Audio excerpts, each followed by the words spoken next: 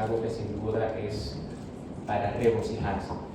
Y sin duda es un privilegio. Cada vez que uno puede estar acá también, exponiendo la palabra del Señor, es una gran responsabilidad, pero es un privilegio también. Cada vez que uno puede tener al Señor de testigo para ver lo que uno quiere decir de Él, tal de que no sea nada, ninguna palabra adulterada, sino que sea realmente lo que el Señor ha revelado. Así que, hermanos, quiero que me acompañen en Mateo 5, y bueno, como ya está expuesto ahí, vamos a estar estudiando, analizando los versículos 38 al 48. Mateo 5, 38 al 48.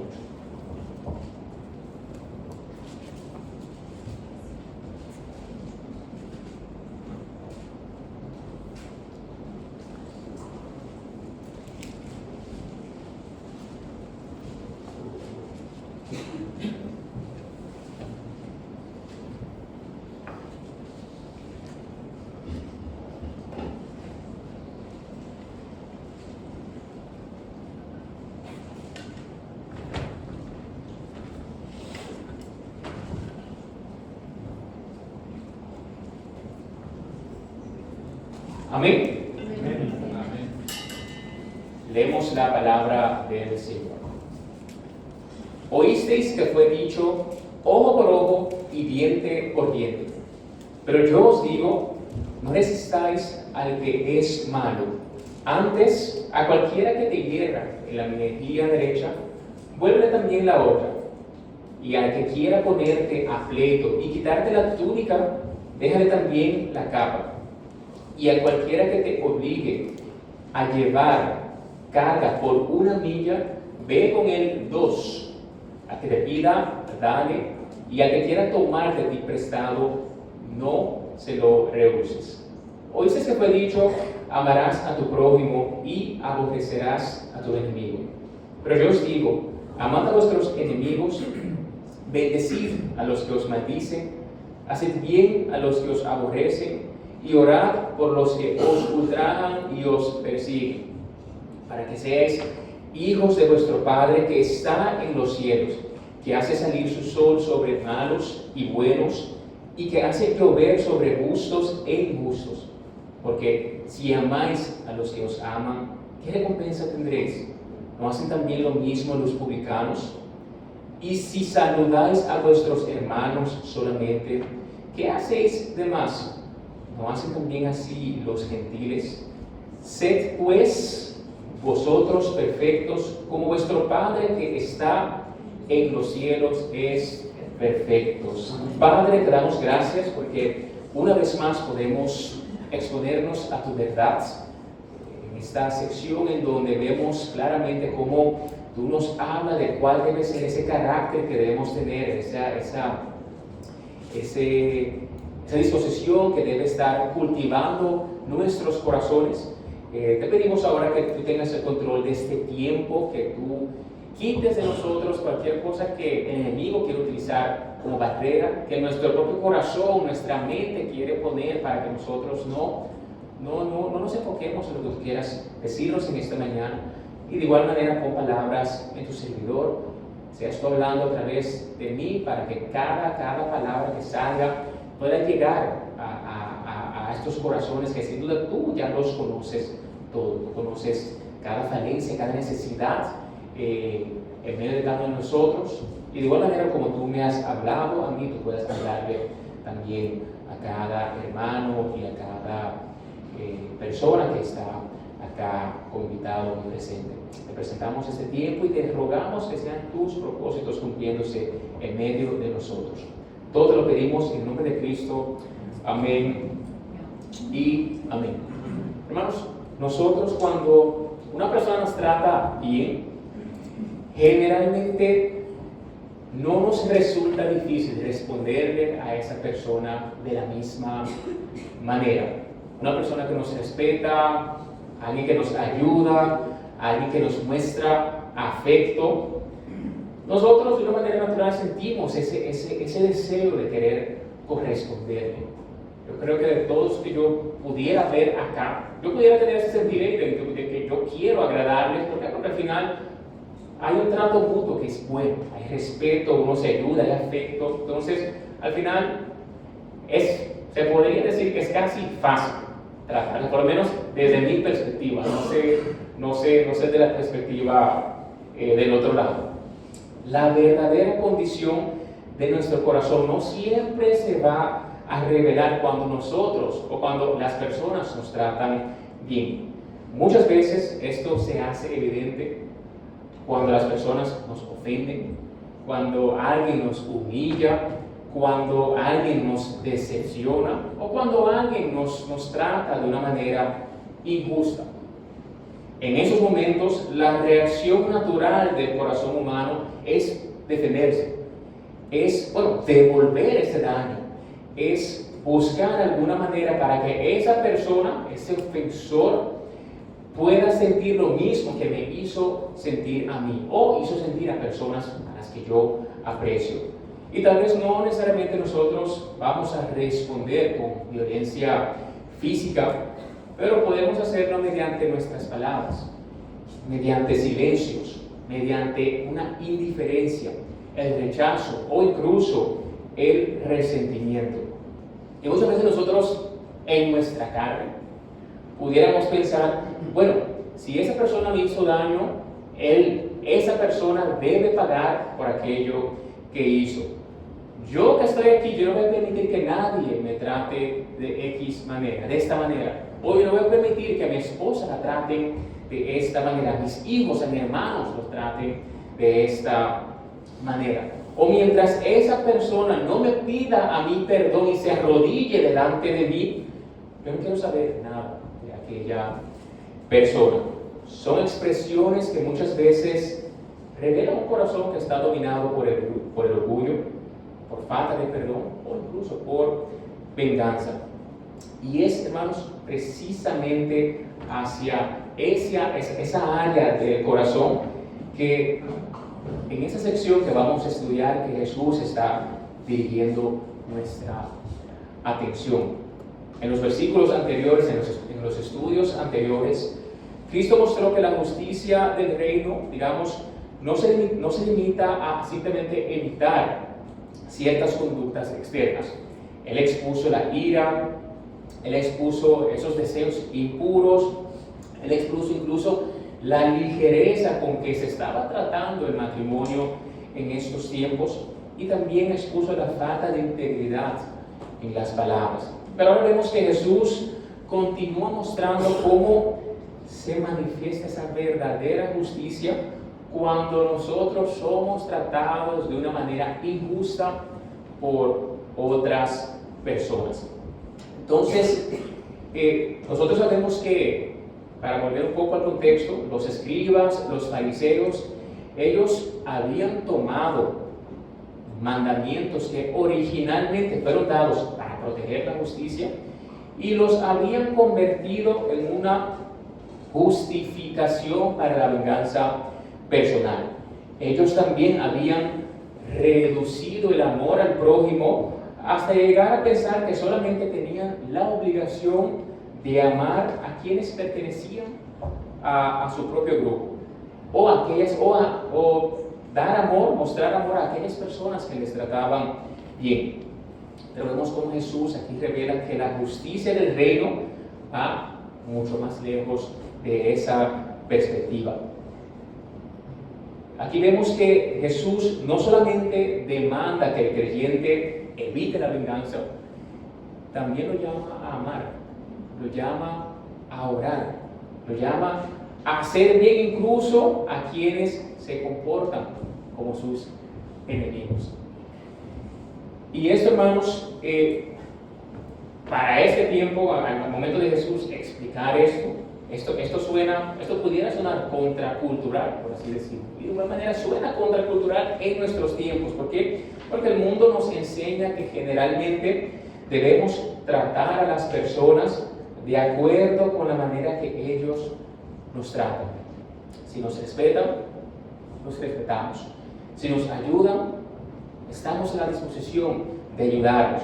Pero si nos hieren, sentimos que tenemos ese derecho de por lo menos pensar que esas personas debe pasar por lo mismo, hay que devolverle a ellos ese daño. Sin embargo, vemos aquí cómo Jesús presenta una manera completamente distinta de vivir.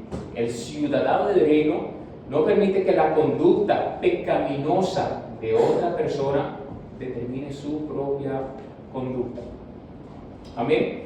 Su respuesta no está gobernada por el deseo de venganza, sino por el carácter de su Padre Celestial.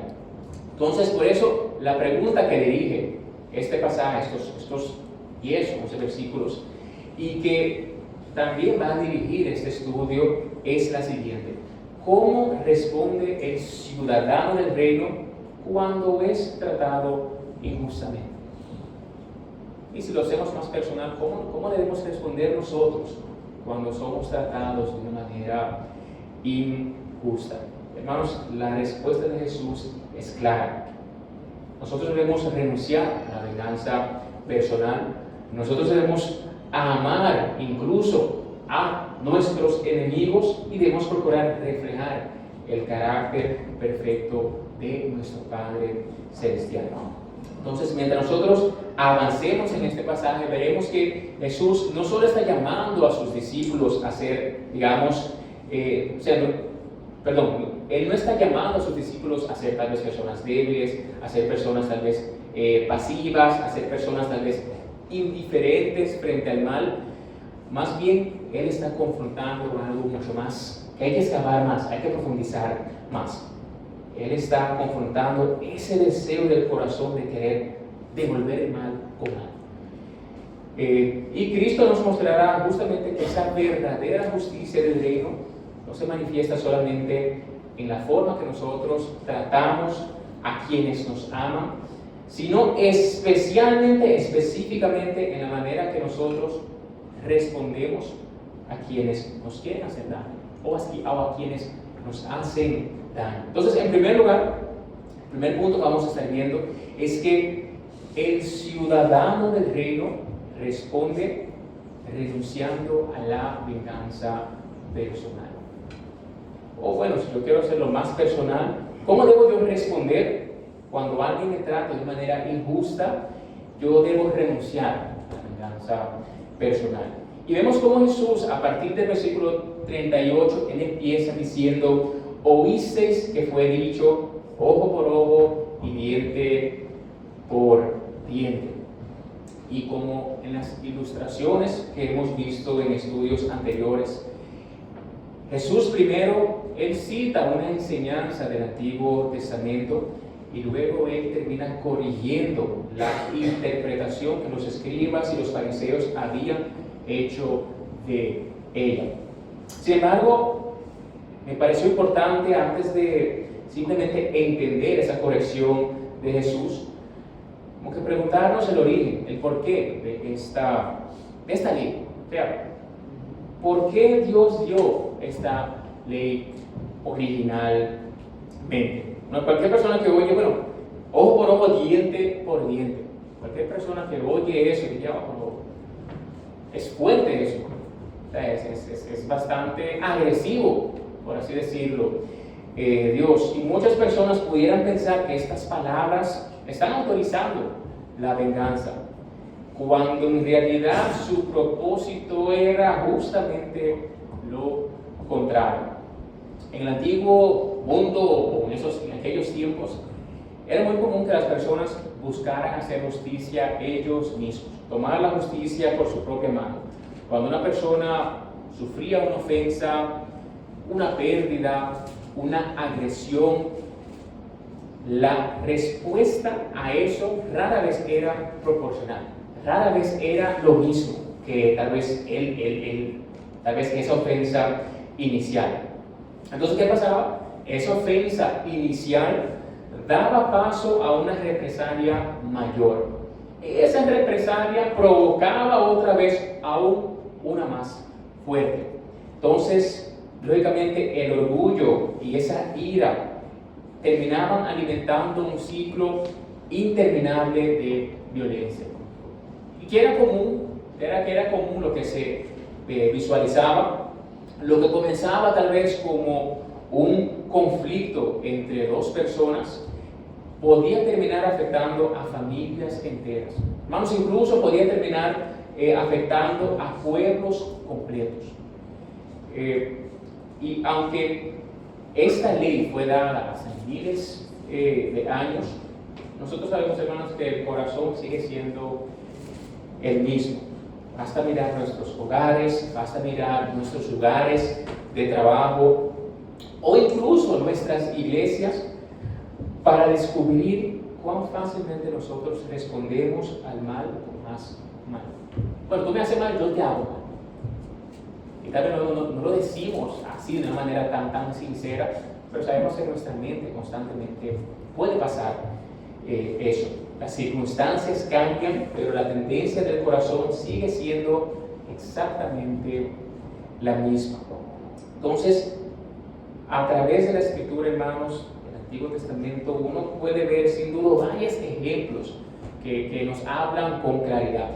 Y simplemente para mencionar uno, para no tampoco desviarnos del tema, cuando uno lee Génesis 34, nosotros vemos esa historia de Dina, que era la hija de Jacob, y había este hombre Siquem que, se interesó por ella, pero su interés lo llevó a tener una intimidad forzada, o sea, la violó prácticamente, entonces termina deshonrándola.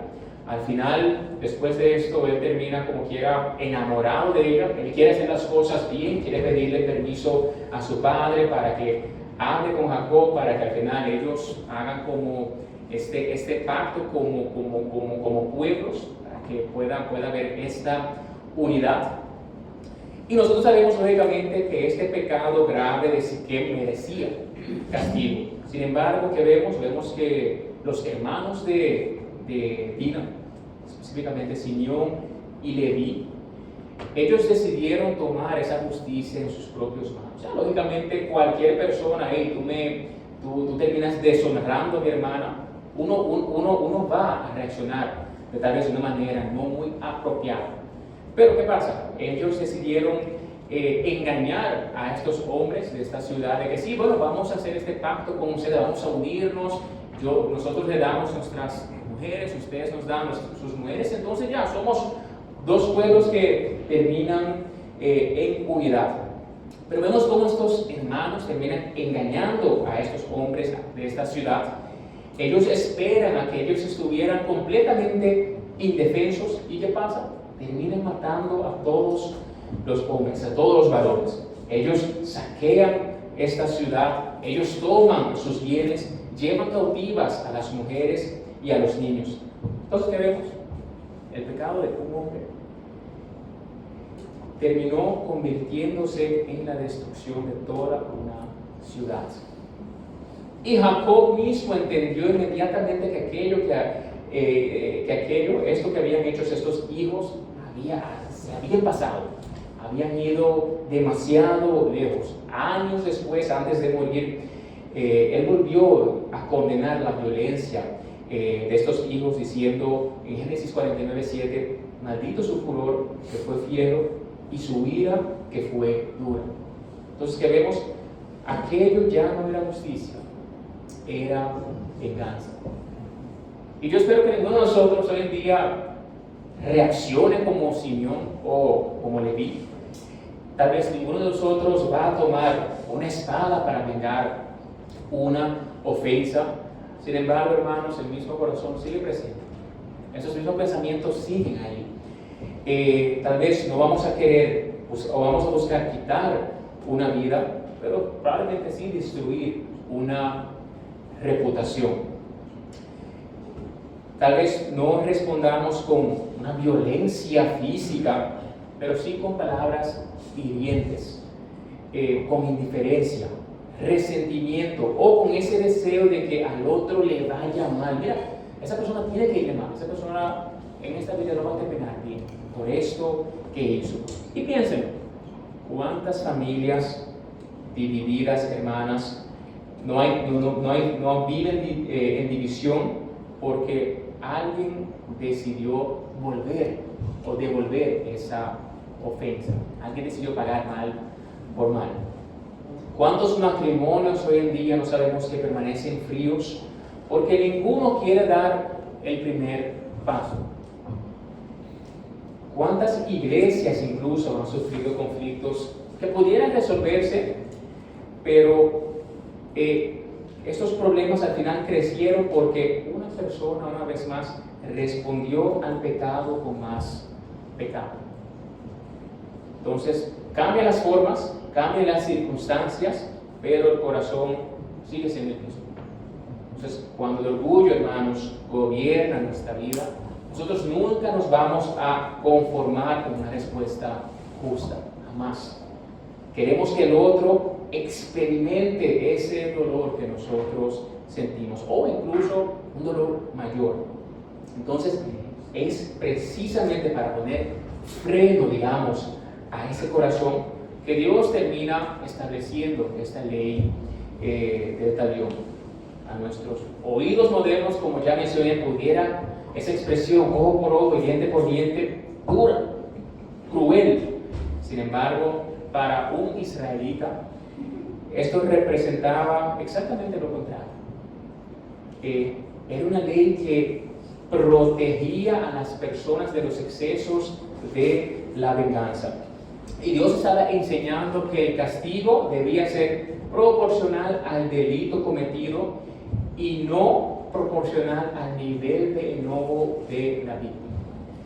Y además, esta ley no fue dada para regular tampoco las relaciones personales, sino el sistema judicial de Israel.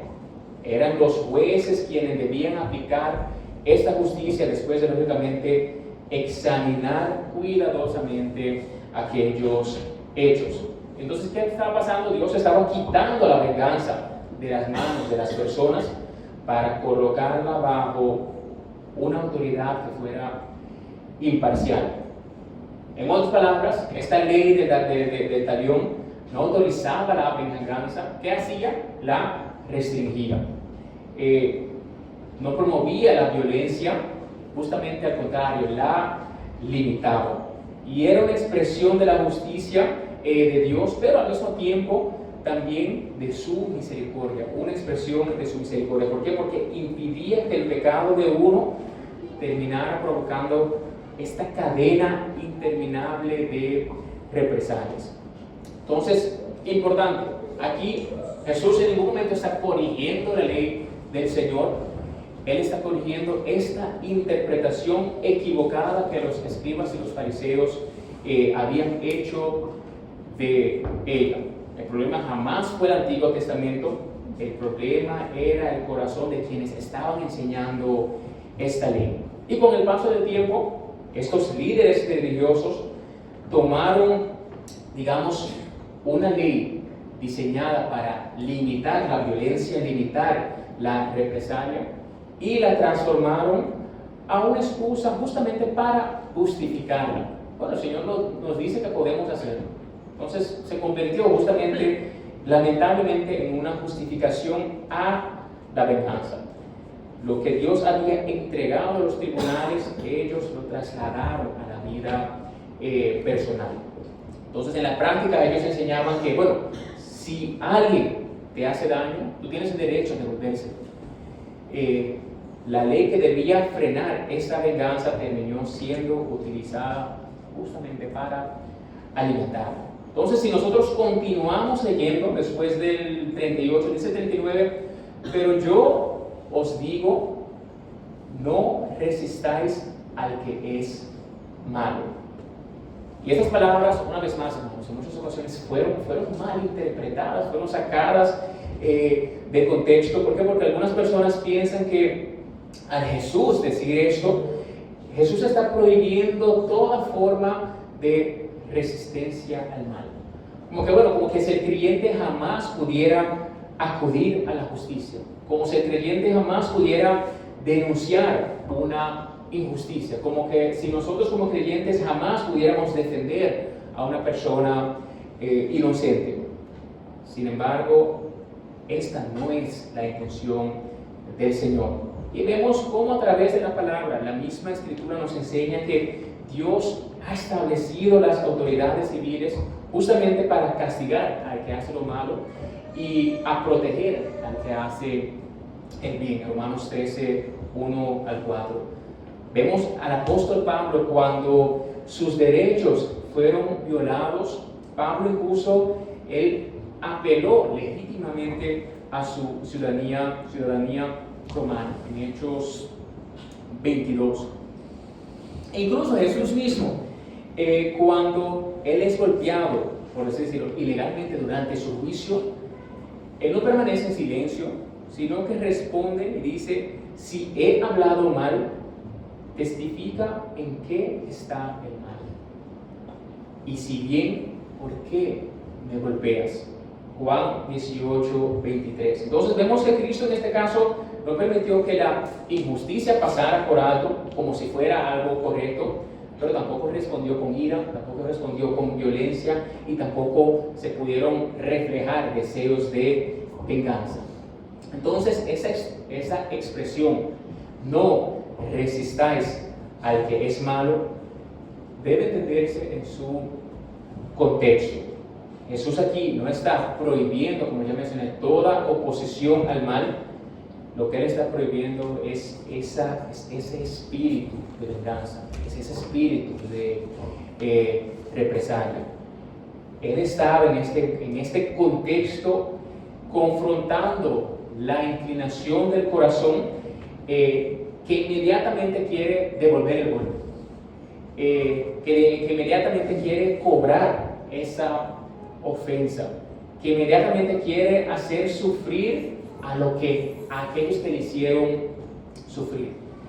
Y vemos Pablo mismo como él también resume esta enseñanza en Romanos 12 al decir: no os venguéis vosotros mismos, amados míos, sino dejad lugar a la ira de Dios, porque escrito está: mía es la venganza, yo pagaré, dice el Señor. Entonces, hermanos, cuando nosotros renunciamos a la venganza, no significa que nosotros renunciamos a la justicia, significa que nosotros confiamos en que la justicia al final del día pertenece a Dios, y Dios sabe cómo administrarla de una manera perfecta y en el momento oportuno. Entonces, una vez más, vemos aquí que Jesús directamente está confrontando al corazón, a nuestros corazones. Y el problema no es únicamente cómo nosotros reaccionamos.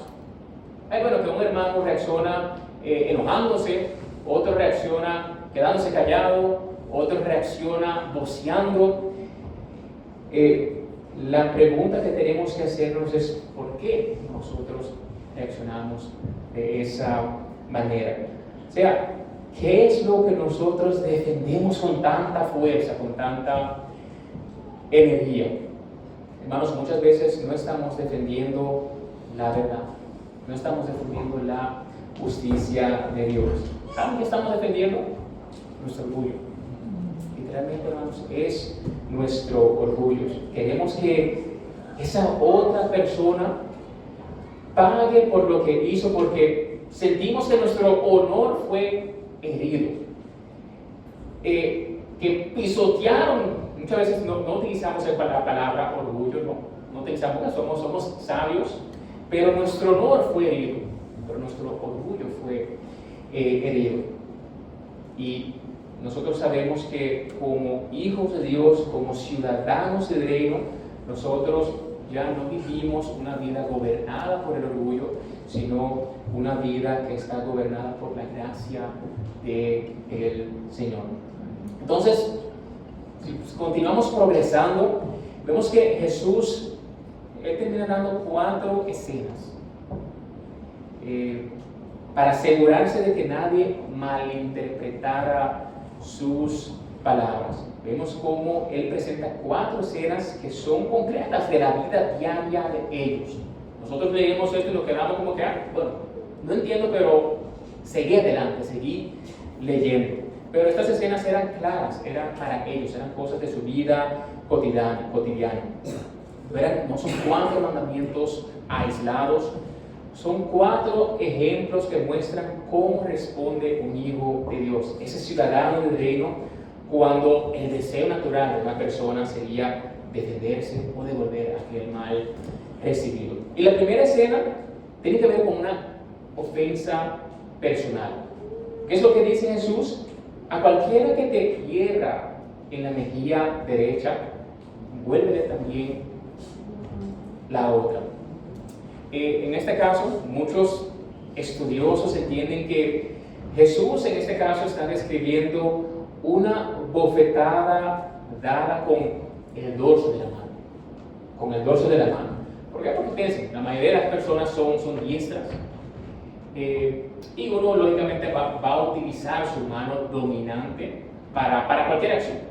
O para la mayoría de las acciones uno termina utilizando su mano dominante. En el caso de que yo tenga una persona enfrente de mí, o sea, todo lo que yo veo en esa persona se invierte. Mi lado derecho se convierte en su lado izquierdo.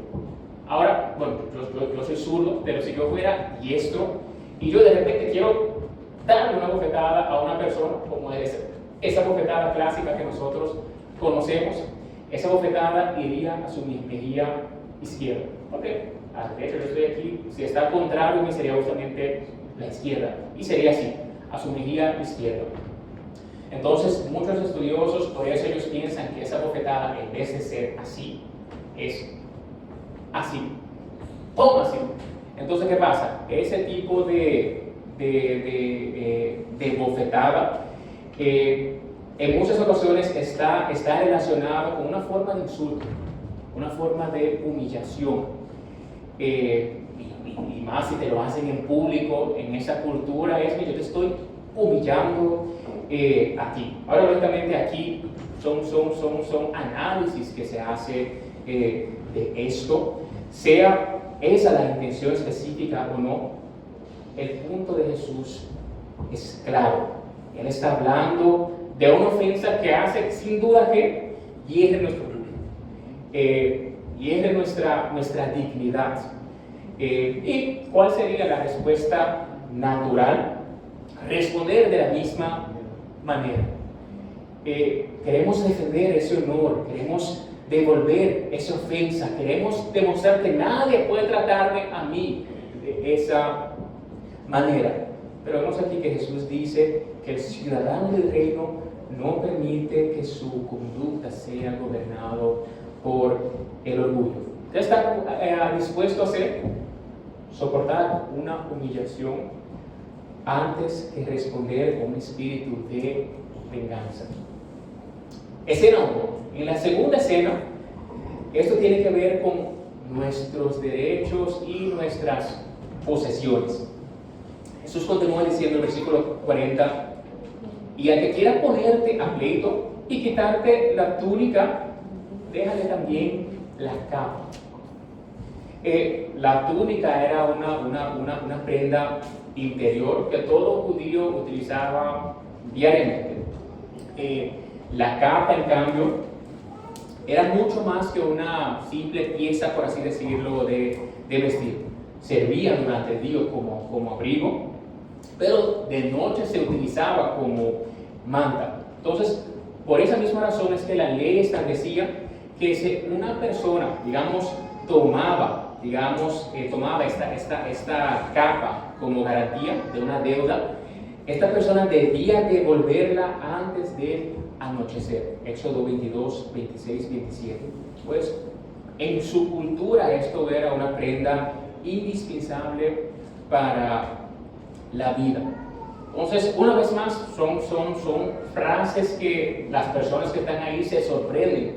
Pues Él no está enseñando aquí que el creyente debe renunciar siempre a cualquier derecho, tal vez legal, que pudiera tener y que no demandara, digamos, ninguna, digamos, que hacer alguna demanda judicial fuera algo incorrecto. No está diciendo esto. Lo que Jesús está confrontado es que nuestro corazón tiene la tendencia a querer vivir aferrado a sus derechos.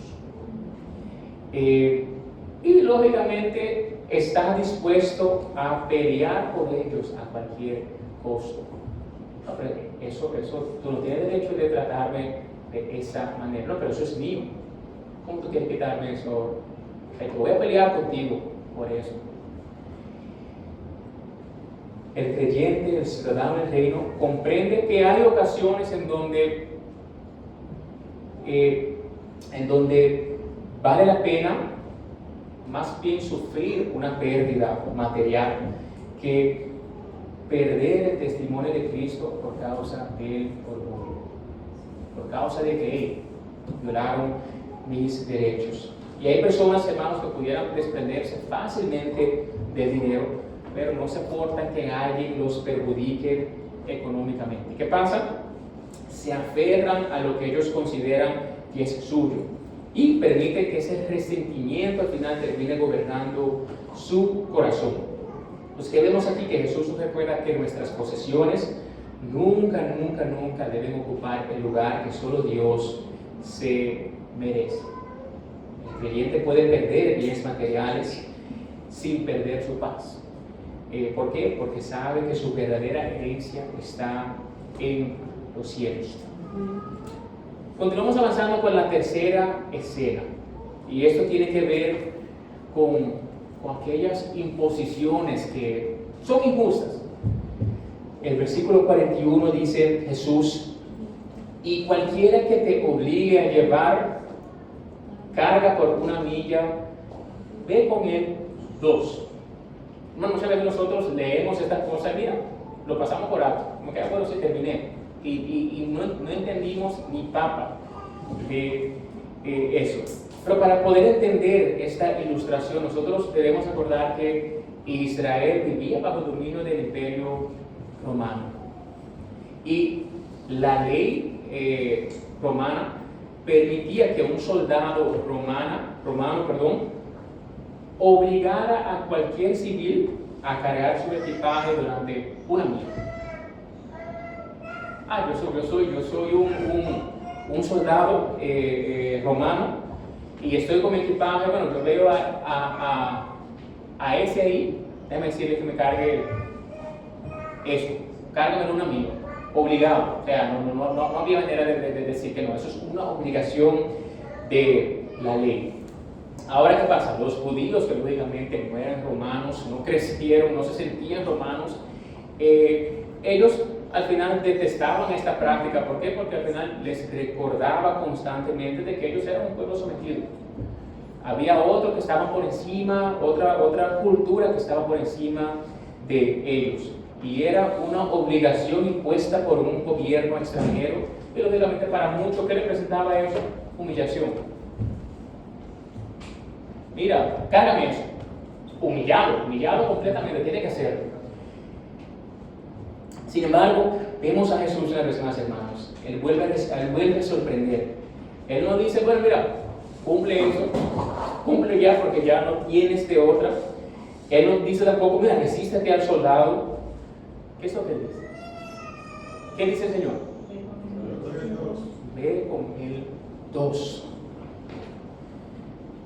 Hermanos, 1 milla son 1.6 kilómetros. Uno que a veces caminando mismo uno se agota. Imagínense 2 millas con esa carga de un soldado.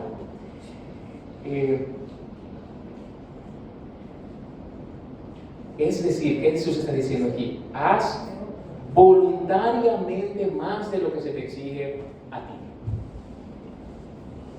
El ciudadano del reino no permite que las injusticias del otro determinen la actitud de su corazón. Porque, hermano, piénsenlo.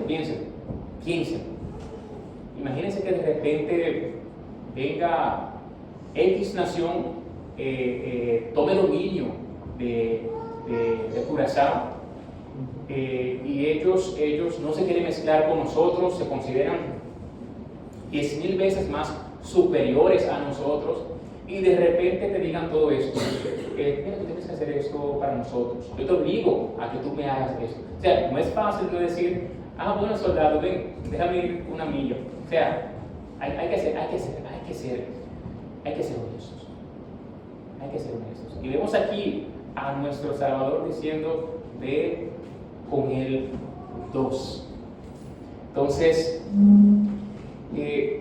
donde el mundo responde con amargura, nosotros tenemos esa tendencia a querer responder con amargura, el creyente, hermanos, responde con disposición para servir. Donde otros hacen únicamente lo que es indispensable, el creyente está dispuesto a hacer más para la gloria del Señor. Entonces, hermanos, es fácil uno poder hacer únicamente aquello que nos corresponde. Es fácil poder cumplir apenas con nuestras responsabilidades, pero como creyentes debemos trabajar de otra manera. En nuestro empleo nosotros no podemos trabajar solamente cuando el supervisor nos está observando. Nosotros debemos servir como quien trabaja para el Señor. En mi hogar yo no puedo hacer únicamente lo mínimo que sea indispensable. Yo debo servir a mi familia con amor. Y en la iglesia, no es, ¿qué es lo menor que yo pudiera hacer para decir que yo estoy haciendo algo, yo estoy cumpliendo con algo? La pregunta que debo hacerme es, ¿cómo yo puedo servirle mejor al Señor dentro de mi iglesia? Y esa, hermanos, es la diferencia entre una obediencia que está motivada por la obligación y una obediencia nacida del corazón que ha sido transformada. Y vemos la cuarta escena que tiene que ver con la generosidad. Jesús concluye diciendo, al que te pida, dale, y al que quiera tomar de ti prestado, no se lo rehuses. Una vez más, estas palabras tampoco deben entenderse como que si Jesús estuviera enseñándonos que nosotros debemos entregar dinero de una manera indiscriminada a toda persona que lo pida o que lo solicite. La palabra misma nos dice que hay ciertas responsabilidades personales. La Escritura habla del trabajo diligente, de actuar con sabiduría. El énfasis de Jesús no está en eliminar el discernimiento, hay que discernir las cosas, pero sí en eliminar la avaricia y el egoísmo del corazón. Entonces, hermanos, muchas veces nuestros problemas no es por falta de recursos. No son los recursos, no es que no tenemos recursos. El problema es la falta de disposición para compartir. Nos cuesta dar, ¿por qué? Porque pensamos que si yo doy, se me tumban los planes que yo pudiera tener. Tememos perder esa comodidad, esa seguridad, esa estabilidad. Pero vemos cómo el Hijo del Señor, el ciudadano del reino, recuerda al final que todo lo que posee, Él lo ha recibido de la mano de Dios. Y es generoso porque sabe que sirve al final a un Dios, a un Padre que ha sido generoso con Él. Entonces, hermanos, al observar estas 4 escenas, estas 4 ilustraciones, nosotros descubrimos que Jesús pudiera estar hablando prácticamente de todas las áreas de la vida.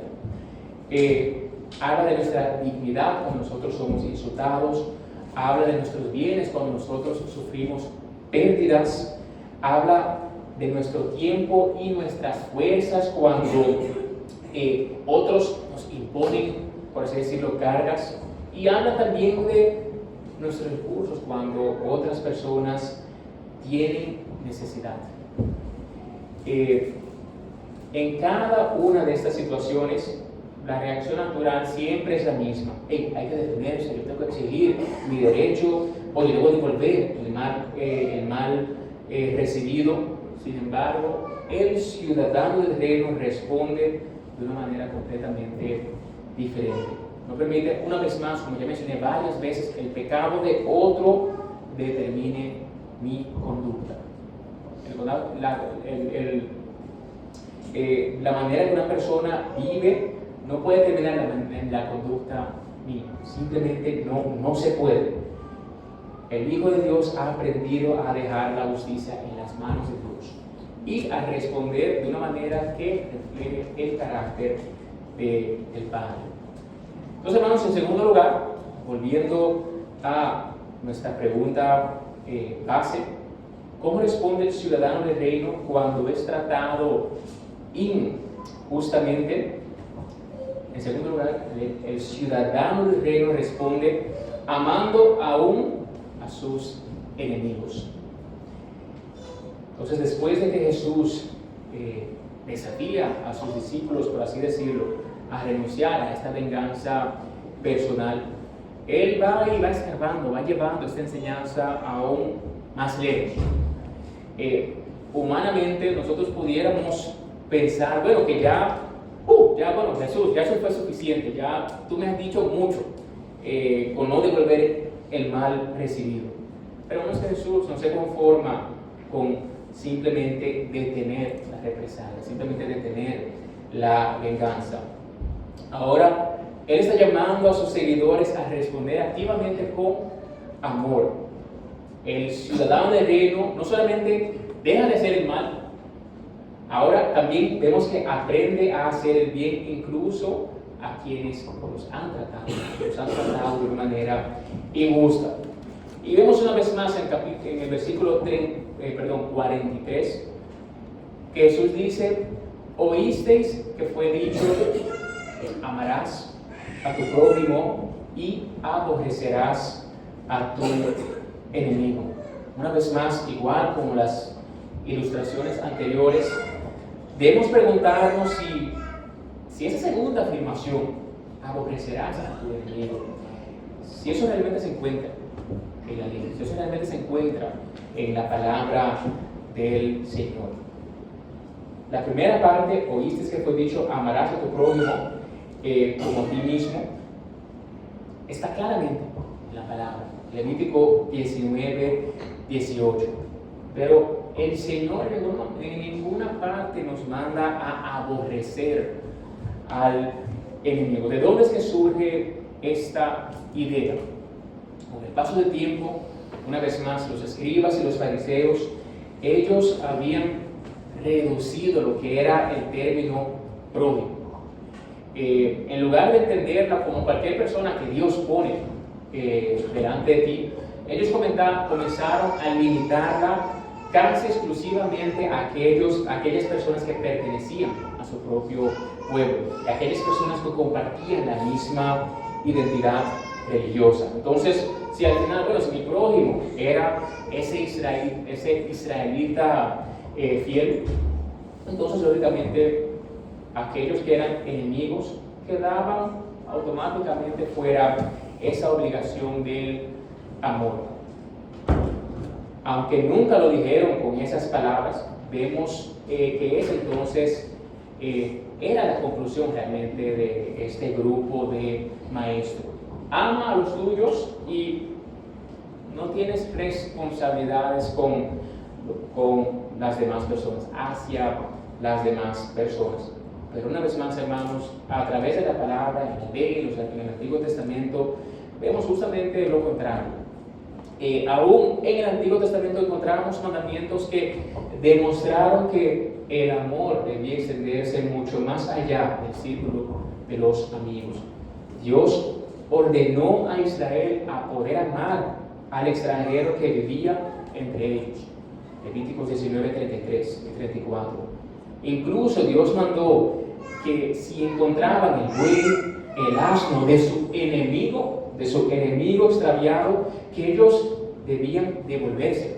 Ellos debían devolver este animal. O si veían a un animal caído bajo la carga, debían ayudarlo, aunque perteneciera a alguien que ellos odiaban. Éxodo 23, 4 y 5. Entonces, vemos que incluso bajo esa antigua administración del pacto, Dios ya estaba enseñándonos, hermanos, que el amor no debía depender de la actitud de la otra persona. Jesús no está cambiando nada. Jesús no estaba cambiando nada aquí. Simplemente estaba corrigiendo la manera que estos líderes religiosos pensaban. No estaba introduciendo un principio nuevo. Él quería quitar estas interpretaciones humanas que habían oscurecido, por así decir, lo que Dios había revelado. Pero vemos que Jesús entonces responde con una autoridad que ninguna persona podía reclamar. Él dice en el 44, pero yo os digo, amad a vuestros enemigos, bendecid a los que os maldicen, haced bien a los que os aborrecen y orad por los que os ultrajan y os persiguen. Hermanos, con estas palabras, Jesús no está llamando simplemente a que nosotros controlemos nuestras emociones. Él está, por así decirlo, redefiniendo la manera en que sus seguidores debían relacionarse, incluso con aquellas personas que querían hacerle daño, aquellas personas que ya le habían hecho daño. El mundo nos enseña que el amor debe darse a aquellas personas que se lo merecen.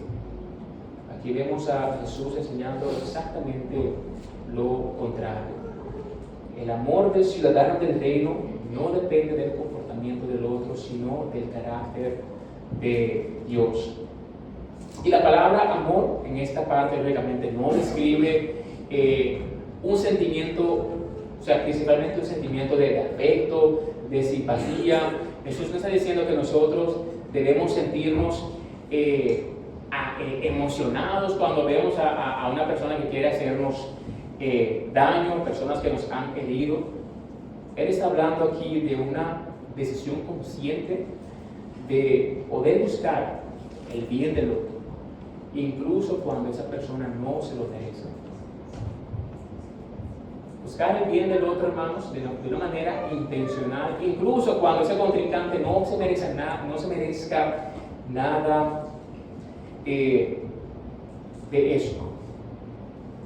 Es un amor, lógicamente, entonces, que actúa, no porque el enemigo va a cambiar, porque yo tengo la esperanza de que ese contrincante va a cambiar, sino es un amor que actúa porque Dios ha transformado nuestros corazones. Y una vez más, hermanos, para que nadie como que se quede con una idea abstracta, Jesús menciona tres expresiones concretas, tres cosas específicas. En primer lugar, Él dice, bendecid a los que os maldicen. Hermanos, nuestra reacción natural cuando alguien, digamos, habla mal de nosotros, ¿qué es? Defenderlo, mira, como a puños es necesario, a veces con palabras, para decirle, no, es un mentiroso, es un farsante, uno lo hace. Pero al final terminamos respondiendo de la misma manera. Queremos defender nuestra reputación, si es necesario desacreditar a aquel que ofendió, devolver palabras igualmente hirientes. Y vemos aquí cómo Jesús llama a sus discípulos a responder con palabras que edifiquen y que no destruyen. Lógicamente, esto no significa que nosotros vamos a estar aprobando la maldad, o tampoco vamos a estar negando que la verdad, lógicamente, pero sí no vamos a utilizar nuestra lengua como un instrumento de venganza. Entonces, como hijos entendemos que nuestras palabras, una vez más, deben reflejar la gracia que hemos recibido por parte del Señor. Si continuamos viendo que vemos que Jesús vuelve a hacer otra expresión, dice, haced bien a los que os aborrecen. Entonces, hermanos, nuestro amor no debe limitarse a aquello que nosotros decimos o a aquello que nosotros evitamos decir. También se demuestra en lo que nosotros hacemos, también se demuestra en nuestras acciones. Pudiera ser hasta relativamente fácil uno, digamos, evitar responder con insultos. Pero hermanos, ¿sabes qué es difícil?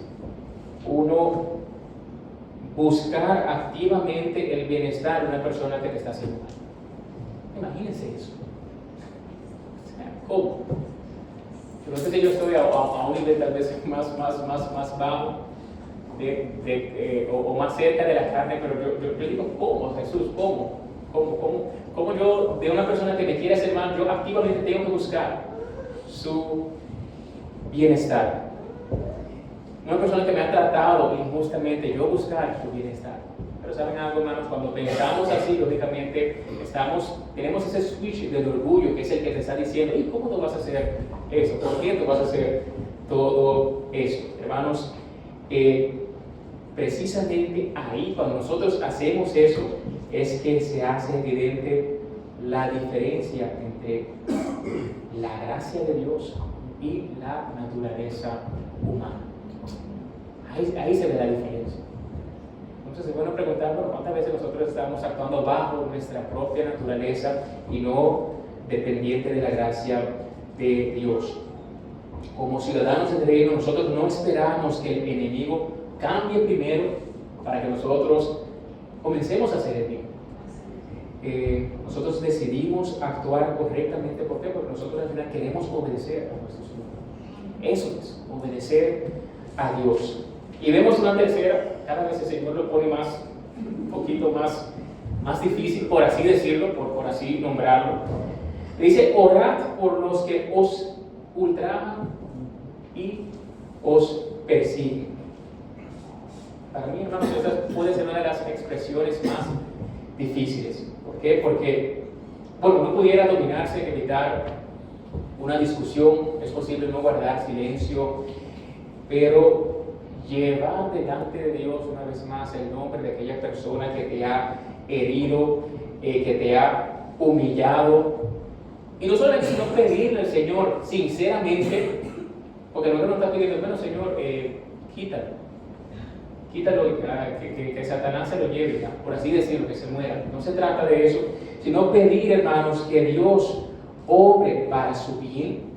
Hermanos, eso requiere realmente un corazón que esté bien transformado, bien transformado por el Espíritu. Cuando nosotros oramos por quienes nos persiguen, dejamos de verlo como nuestros ofensores.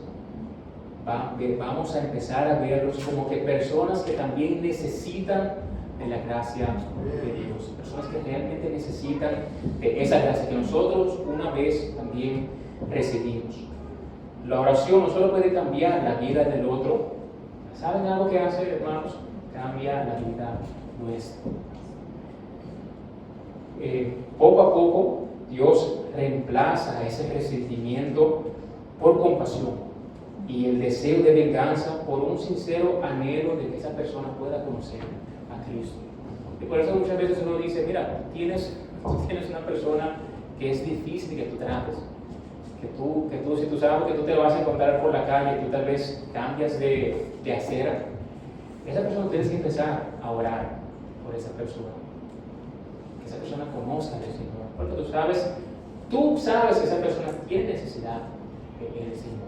Pero en muchas ocasiones uno no quiere que la persona ore por esa persona, que el Señor empiece a actuar en esa persona. Uno quiere que el Señor empiece a actuar en el corazón del que ha sido ofendido. Entonces, surge una pregunta inevitable, hermanos. ¿Por qué nosotros debemos responder de esta manera? ¿Cuál es la razón de amar a aquellos que nos hacen daño? El versículo 45 es la clave. Para que seáis hijos de vuestro Padre que está en los cielos. Entonces, aquí Jesús nos está diciendo que, bueno, nosotros nos ganamos la salvación cuando nosotros amamos a nuestros enemigos. No. La Biblia nos enseña claramente que la salvación, nosotros hemos sido salvos únicamente por la gracia del Señor mediante la fe en Cristo. Pero lo que Jesús está diciendo aquí, hermanos, es que el amor al enemigo termina revelando la identidad de aquellos que ya pertenecen a la familia de Dios. Revela nuestra identidad de aquellos que ya pertenecen. Los hijos, nosotros sabemos que los hijos se parecen a sus padres. Mira, ese tiene algo parecido a ti, mira, ese incluso camina como tú, mira, ese tiene el cabello como tú, ese habla igual que el padre o como la madre. Así como un hijo suele reflejar el carácter, gestos del Padre terrenal, el Hijo de Dios, el ciudadano del reino, debe reflejar el carácter de su Padre Celestial. Entonces, nuestro amor no nos convierte en hijos, demuestra que realmente lo somos. Nuestro amor demuestra que realmente nosotros somos hijos. ¿Y cómo es ese Padre? Jesús lo dice una vez más. Él dice que hace salir su sol sobre malos y buenos, hace llover sobre justos e injustos. Entonces, hermanos, cada día Dios concede sus bendiciones, incluso a quienes lo rechazan. Les da vida, les da alimento, les da salud, les da familia, les da oportunidades para arrepentirse. Y eso es lo que nosotros conocemos como la gracia común. Dios sigue mostrando bondad aún hacia personas que lo rechazan, personas que incluso le odian, personas que no lo aman. Y si ese es el carácter de nuestro Padre, ese también debe ser el carácter de nosotros como hijos, debe ser el carácter. Entonces, eso termina con una comparación que es importante. Él dice en el 46 y 47, porque si amáis a los que os aman, ¿qué recompensa tendréis? ¿No hacen también lo mismo los publicanos? Y si saludáis a vuestros hermanos solamente, ¿qué hacéis de más? ¿No hacen también así los gentiles? Hermanos, los publicanos eran personas despreciadas por los judíos porque ellos colaboraban con los romanos. Los gentiles, lógicamente, eran vistos como personas ajenas al pueblo de Dios. Y sin embargo, vemos aquí cómo Jesús afirma que incluso este grupo, este gremio de personas, ellos aman a quienes los amaban. No hace falta haber nacido de nuevo para tratar bien a quienes nos tratan bien. Eso cualquier persona puede hacerlo.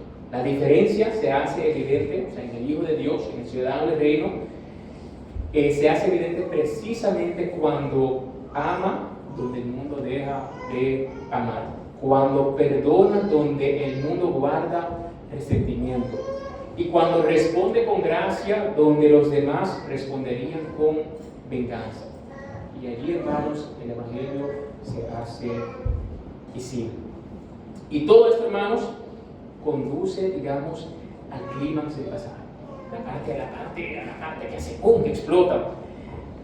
Si el ciudadano del reino renuncia a la venganza, ama aún a sus enemigos, hermanos, es porque tiene un propósito mayor. E incluso por eso el título de este estudio, reflejar el carácter de su Padre Celestial. Dice el versículo 48, sed pues vosotros perfectos como vuestro Padre que está en los cielos. Con esta palabra, pues, lógicamente nos recuerda que todo este versículo está conectado con lo que Jesús ya nos vino diciendo, nos vino enseñando en los versículos anteriores. Cristo dirige la mirada hacia Él y nos dice, así es que debe vivir el ciudadano. Entonces, a primera vista, que nos digan, bueno, sed pues vosotros perfectos como vuestro Padre que está en los cielos es perfecto, pareciera casi imposible. Si nosotros entendemos la palabra perfectos como una vida completamente libre del pecado, lógicamente ninguno de nosotros pudiéramos obedecer estas palabras. Sin embargo, aquí Jesús no está enseñando que nosotros alcancemos esa perfección absoluta en esta vida. La idea es la de una vida íntegra, una vida madura, una vida completa, una vida que refleja cada vez más y más y más ese carácter del Padre. Así como Dios ama sin parcialidad, sus hijos también deben poder aprender a amar de esta manera. Hermanos, esto ha sido precisamente el énfasis de toda esta sesión. Como hijos, como ciudadanos del reino, nosotros no dejamos, no se trata simplemente de dejar la venganza, ahora nosotros respondemos con amor. No solamente evitamos hacer el mal, ahora nosotros procuramos hacer el bien. No amamos únicamente a aquellos que nos aman, ahora nosotros extendemos ese amor incluso hacia quienes nos hacen daño. ¿Por qué? Porque así es nuestro Padre. El amor nuestro nace del carácter de nuestro Señor. Entonces, hermanos, ¿qué significa todo esto? Significa que nuestro andar va mucho más allá de simplemente, responder o obedecer alguna lista, por así decirlo, de reglas. Dios no está interesado únicamente en modificar nuestra conducta externa. Dios quiere que nuestro corazón sea transformado para que nosotros cada día podamos parecernos más a Él. Entonces, el objetivo final de nosotros, hermanos, no es que nosotros como hijos simplemente nos portemos mejor, es que cada día nosotros podamos reflejar más ese carácter de aquel que nos salvó. Pero vemos que este versículo también nos recuerda de nuestra propia insuficiencia. Cuando nosotros miramos este estándar de Dios, nosotros descubrimos cuánto nos falta. ¿Quién puede decir que ha amado perfectamente? Nadie. O sea, nadie pudiera decir eso. Digamos que nunca respondió con pecado frente al pecado. Bueno, me hicieron algo mal. Yo nunca respondí de una manera pecaminosa. Pero vemos en el caso de Jesús que pasó justamente lo contrario. Jesús vivió una vida perfecta en todos los sentidos, jamás pecó. Incluso cuando estaba siendo crucificado, insultado, rechazado, fue un hombre perfecto y murió en lugar de personas, de pecadores imperfectos como nosotros. Entonces, hermanos, al ver esos tres principios, nosotros descubrimos que Jesús no solo nos está diciendo cómo nosotros debemos tratar a nuestros enemigos, en realidad Él nos está mostrando cómo Dios trató con nosotros, cómo Dios nos trató a nosotros. Siempre piensen en eso. Cuando una persona te cause como que tú quieres desviarte o te cause ciertos pensamientos, recuerda que tú estabas en ese lugar también a la perspectiva de Dios. Nosotros también éramos sus enemigos, nosotros merecíamos su juicio y sin embargo Él nos amó en Cristo. Solo quien ha experimentado ese amor puede renunciar a la venganza, puede amar a sus enemigos y puede reflejar ese carácter de su Padre. Tengamos eso en cuenta, hermanos. Y por eso nuestra esperanza no descansa en alcanzar, por nuestras propias fuerzas, este estándar que vemos en Mateo 5:48, sino que nuestra esperanza descansa en Cristo, quien cumplió perfectamente la voluntad del Padre, y por medio de esa muerte y esa resurrección, Él nos concede ese perdón, una vida nueva y el poder de su Espíritu para transformarnos realmente. Cada día que nosotros caminamos con Él, somos conformados un poco más y más a su imagen. Entonces, hermanos, llegamos una vez más a nuestra pregunta de base: ¿cómo respondemos cuando somos tratados injustamente? Hermanos, esa pregunta revela mucho más de nuestro corazón de lo que nosotros pudiéramos imaginarnos, mucho más. Nosotros podemos hablar fácil del amor cuando todo marcha bien, cuando todos te respetan, todos te tratan bien. Lo difícil, hermanos, es responder como Cristo cuando somos ofendidos, rechazados, heridos. Pero vemos que esto es precisamente lo que Cristo quiere, lo que Cristo enseñó. Nosotros debemos renunciar a esa venganza personal, amar aún a nuestros enemigos y sin duda poder reflejar ese carácter de nuestro Padre. Entonces, por eso la pregunta, hermanos, no es simplemente voy a esforzarme más a partir de hoy, a partir de ahora, para amar a mis enemigos. Hermanos, la pregunta verdadera es: ¿yo he entendido realmente cuánto me ha amado Dios cuando yo era su enemigo? Ahí está la pregunta, hermanos. Si nosotros no logramos entender eso, todos los 10 versículos que acabamos de estudiar por varios minutos no van a hacer nada en nuestras vidas. Solamente aquella persona que haya experimentado ese amor, hermano, puede extendérselo a las demás personas. Entonces, hermanos, son las aplicaciones. En primer lugar, hermano, renuncia hoy al deseo de vengar. Hoy. Renuncia hoy a ese deseo que tienes de vengarte. No sigas alimentando el resentimiento. Tal vez tú tengas semanas, meses, años aferrándote tal vez a una ofensa, a algo, a una palabra, a un acto, y tal vez tú nunca hayas tomado la represalia con tus manos, pero sí con tu palabra, con tu indiferencia y con el deseo de que a esa persona algo le pase. Hoy entrégale esa causa al Señor. Déjale eso al Señor. La venganza nunca, hermanos, ha sido nuestra responsabilidad. Dios es justo y Él hará lo correcto y que eso sea suficiente para nosotros. Descansa en el Señor, descansa en su justicia y permite que Él trate con aquello que tú no puedes resolver, porque nosotros no podemos resolver eso. Dice Proverbios 20:22, no digas yo me vengaré, espera a Jehová y Él te salvará. En segundo lugar, hermanos, da el primer paso hacia la reconciliación. No esperes. Deja de esperar. A nosotros nos gusta esperar cuando nos conviene. Si Dios ha traído a tu mente hoy el nombre o varias personas durante este mensaje, hermano, no ignores eso. No lo ignores. Puede que sea un familiar, puede que sea un compañero de trabajo, puede que sea un vecino, puede que sea alguien aquí mismo, al lado tuyo.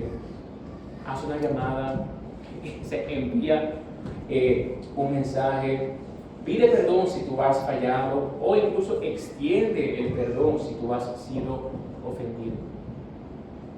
La reconciliación, hermanos, sabemos que no siempre va a depender de nosotros, pero la iniciativa de buscar la paz sí puede depender. Esa sí puede depender. Pablo se nos dice en Romanos 12:18, si es posible, en cuanto dependa de vosotros, estar en paz con todos los hombres. En tercer lugar, hermano, ora esta semana, por la persona que más te cuesta amar. Ora por esa persona. Ora. Yo sé que el Señor te trajo una persona, o dos, o tres, no sé, una lista de personas, un grupo de personas. El Señor lo hizo. Ora por esas personas. Una vez más, no ignores, no evites lo que Dios te ha dicho. En medio de tu oración, menciona el nombre de esa persona o de esas personas. Y pídele al Señor que obre en su vida.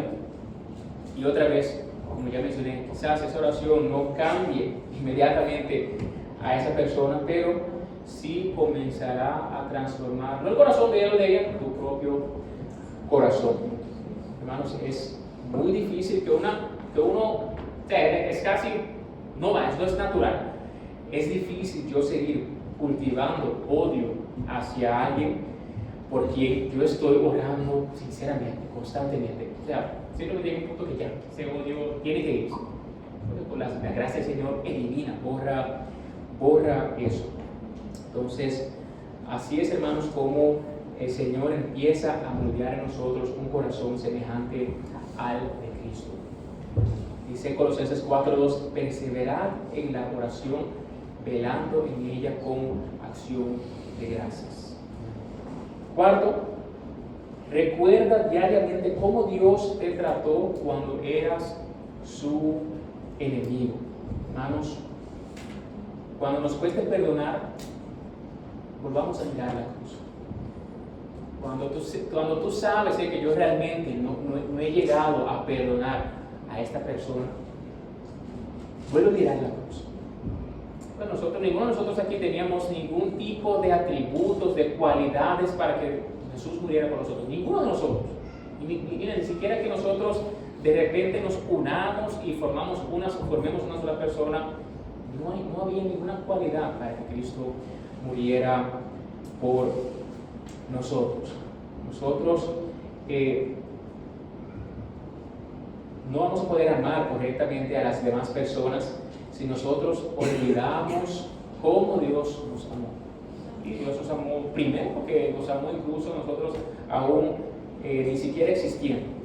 Éramos enemigos del Señor y aún así Cristo termina dando su vida por causa nuestra. El Evangelio en este caso no solamente nos salva, el Evangelio nos transforma y lógicamente cambia la manera también en la que nosotros tratamos con las personas que nos rodean.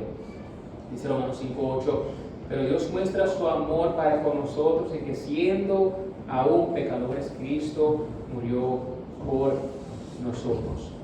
Quinto lugar, llamado evangelístico, por así decirlo. Si hoy reconoces que no puedes vivir de esta manera, no ignores esa realidad, si aún tú no has conocido realmente a Cristo. Hermanos, Cristo no dio estas palabras para que nosotros intentáramos salvarnos por nuestras propias fuerzas, sino para que Él nos mostrara que nosotros necesitamos un nuevo corazón. Ningún ser humano puede amar a sus enemigos como Cristo manda sin haber sido primero transformado por Él. Hoy puedes arrepentirte de tus pecados, creer en Él y sin duda recibir esa vida nueva como ciudadano del reino. Dice Juan 1:12, más a todos los que le recibieron, a los que creen en su nombre, les dio la potestad de ser hechos hijos de Dios. Y sexto, hermanos, esta semana haz algo que el mundo no haría. Haz algo diferente. Perdona una ofensa. Bendice a aquella persona que tal vez habló mal de ti. Sirve a una persona que tú sabes que no se lo merece. Da ese primer paso hacia la reconciliación. Sabemos que el mundo devuelve el insulto. Nosotros, como ciudadanos del reino, respondemos con gracia. El mundo ama solo a los que les aman. El ciudadano del reino ama porque primero fue amado por Dios. No lo hagas para demostrar que eres una buena persona. Hazlo para que aquellos que te rodean puedan ver a través de tu vida el carácter de tu Padre Celestial. Romanos 12:21. No seas vencido de lo malo, sino vence el bien con el mal. Oremos.